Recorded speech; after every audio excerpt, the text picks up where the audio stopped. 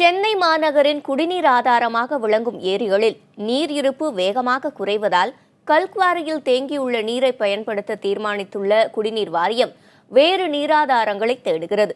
அதன் ஒரு பகுதியாக காஞ்சிபுரம் மாவட்டத்தில் உள்ள விவசாய கிணறுகளில் இருந்து நீரை லாரிகள் மூலம் சென்னைக்கு கொண்டு செல்ல குடிநீர் வாரியம் திட்டமிட்டுள்ளது.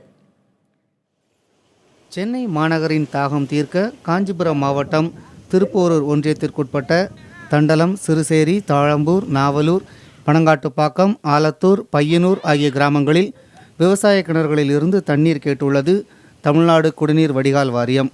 ஏப்ரல் 1ஆம் தேதி முதல் நாளொன்றுக்கு லாரிகளில் 5 லோடு வரை தண்ணீர் எடுக்கப்படும் என்றும் மாத இறுதியில் காசோலை மூலம் பணம் தரப்படும் என்றும் அதிகாரிகள் உறுதி கூறியுள்ளனர்.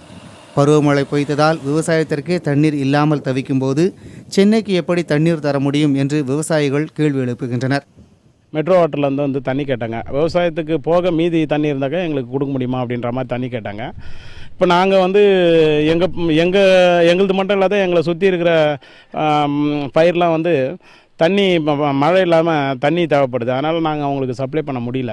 அதனால் எங்கள் தேவைக்கு போக மீதம் தண்ணி எக்ஸ்ட்ரா இருந்தாக்கா நாங்கள் அவங்களுக்கு சப்ளை பண்ணுறதா சொல்லியிருந்தோம். இப்போது அதுக்கப்புறம் அவங்க 2-3 டைம் வந்தாங்க, எங்களால் சப்ளை பண்ண முடியல. ஊராட்சி குடிநீருக்கு குடிக்க தண்ணி இல்லை, ஒரு வேளை விடுறோம் ஒரு வேளை விடாத இருக்கிறோம். எங்களுக்கு பற்றாக்குறை ஆகுது. நாங்கள் எங்கே சென்னைக்கு தண்ணி வருது. மழை பெய்ய காரணத்தில் விவசாயமே பாதிக்குது. பயிருங்களுக்கு நாங்கள் சரியாக புல் கைனியை பயிர் வைக்க முடியல. 4 ஏக்கர் இருந்தால் 2 ஏக்கர் பயிர் வைக்க முடியுது. மிச்சம் கரும்பாக விட்டுடுறோம். இப்போ கிணத்துலேயே சொட்டி தான் இருக்கிற பயிரை காப்பாற்றுறோம்.